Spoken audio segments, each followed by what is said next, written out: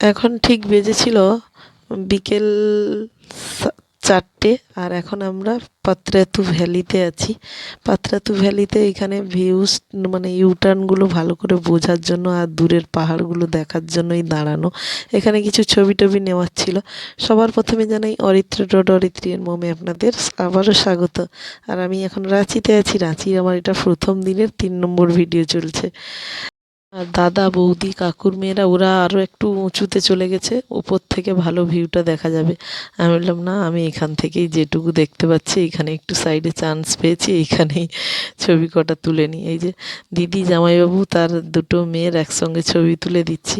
আবার জামাইবাবুকে বললাম তুমি আমাদের কিছু ছবি তুলে দাও।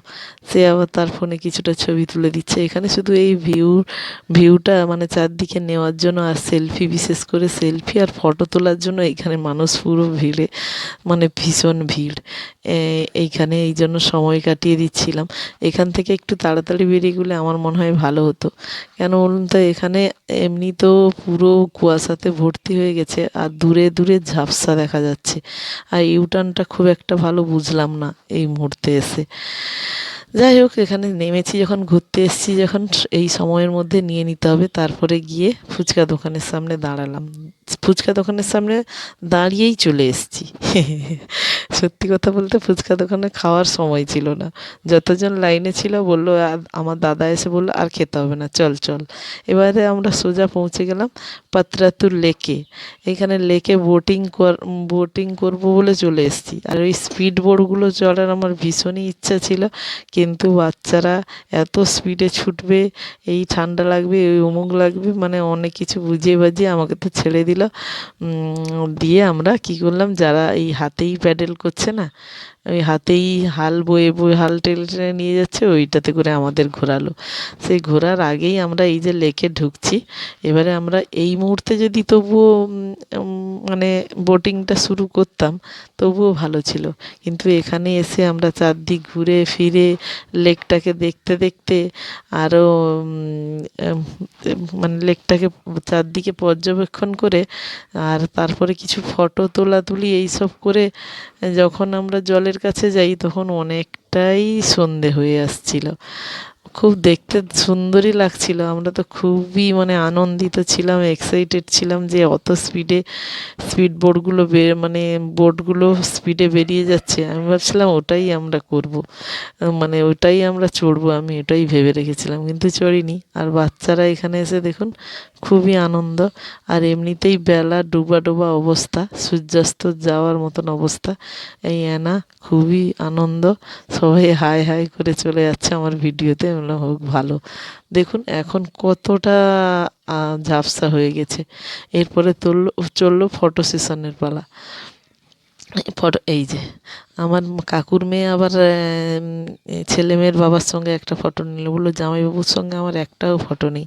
তাই সে পুরো জড়িয়ে টড়িয়ে ধরে একটা ফটো নিল, বৌদির সঙ্গে একটা ফটো নিল, আর আমি ওইগুলোকেই ভিডিও ক্যাপচার করছিলাম।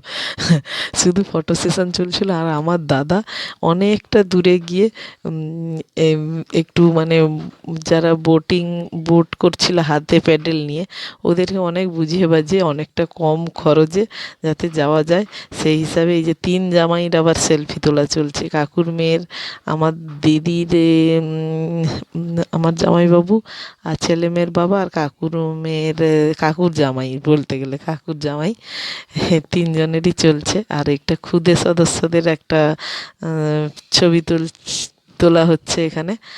আর আমার দাদা অনেক এইসব ছবির মধ্যে দাদা কোথাও নেই। আমার দাদা এইসব ছবি টবি তোলার থেকে 5 হাত দূরে থাকে। ও খালি কোথায় যাব, কীভাবে ঘুরবো, এইসব অ্যারেঞ্জমেন্টেই ব্যস্ত। আর আমরা এই ছবি তোলাতে ব্যস্ত। অনেকক্ষণ দাঁড়িয়ে দাদা চিৎকার করে ডেকে ডেকে আমরা সেলফি সেখানে তুলেই যাচ্ছিলাম, বকাবকি করে নিয়ে এলো। যখনই বোটিং করতে নিয়ে এলো তখনই যেন সন্ধ্যার ঝাপসা হয়ে গেল, যেন বোটিং যারা করছিল তারা প্রায় সবাই বন্ধ করে দিয়েছিল। আর এই এর মাঝখানে একটা দ্বীপ টাইপের আছে, মানে একটা উঁচু দ্বীপ টাইপের আছে। ওখানে গিয়ে ওর নামটা কি আমি যদিও জানি না, কারণ আমি যাইনি বলে আমি অতটাও খোঁজ নিইনি। কিন্তু ওখানে কিন্তু মানে আমরা যদি আরেকটু তাড়াতাড়ি আসতাম তাহলে ওখানে নিয়ে গিয়ে ওরা ঘোরাতো, তারপরে আবার বোটিং করে ফিরে আসতাম, কিন্তু সে সময়টুকু ছিল না, তাই আর যাওয়াই হলো না। তাই ওই যে প্যাডেল করছে হাতে যে দাদা, ওই যে বোট চালাচ্ছেন যিনি, উনি আবার একটা করে কি এগুলো কুড়মুড়ে একটা প্যাকেট দিলেন, বললো এইগুলো জলে ফেলতে থাকো। আবার এই প্যাকেটগুলোর দাম 20 টাকা করে নিচ্ছে, যেগুলো বাইরে 10 টাকা করে আমরা পেয়ে থাকি, 20 টাকা করে নিচ্ছে। বললো এগুলো জলের উপর ফেলতে থাকো, দেখবে পাখিরা এসে কত সুন্দর খাবে। এই যে দেখুন পাখিরা এসে এসে সত্যি খাচ্ছিল, আর খুব মজা লাগছিল। যতই কাছে ফেলছি ততই পাখিরা কাছে কাছে চলে আসছে। যাই হোক, বোটিং টোটিং করে তো চলে এলাম।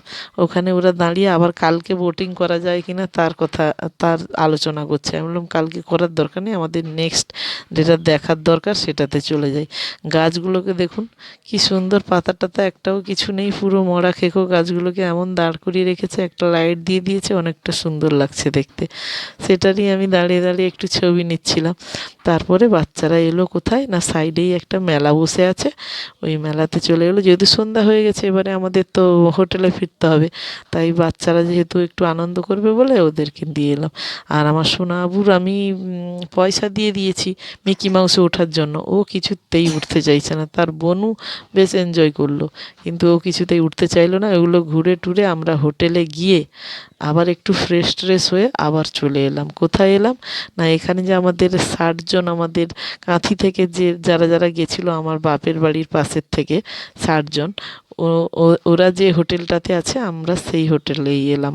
কারণ আজকে তো রাত্রে আবার সেদিন ছিল 31st, মানে 31st নাইট, আর রাত 12টার পরে 1 জানুয়ারি হবে। ওইখানে এসে দেখুন এখানে কতজন বসে আছে, তাই ওইখানেই আজকে খাওয়া দাওয়া হবে, একটু গানা টানা বাজবে। জানি না আমি কোনো ভিডিও করতে পারবো কি না। বক্স বাজছে একটু অন্ধকারের দিকে, একটা বেলকনি টাইপ আছে ওইখানেই বাজছে। আমি বেলকনির সাইডে নিয়ে যাচ্ছিলাম না বাচ্চাদের, তাই এখানে দাঁড়িয়ে আছি।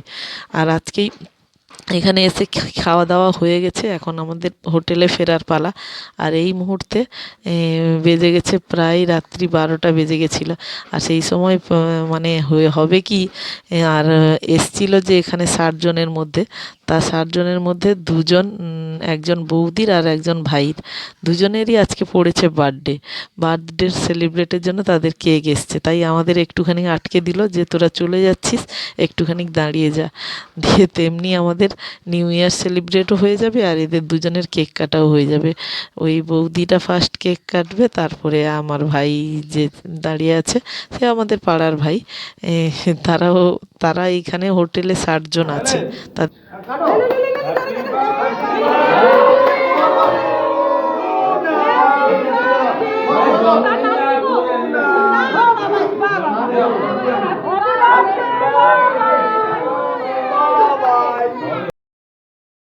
তার সঙ্গে সবাইকে জানালাম হ্যাপি নিউ ইয়ার। আর আজকেই জানালাম, কারণ ভিডিওটা আমি আজকেই এডিট করছি। এখানেই শেষ করলাম। যদি ভালো লাগে ভিডিওটিতে অবশ্যই লাইক করবেন। Tata, good night.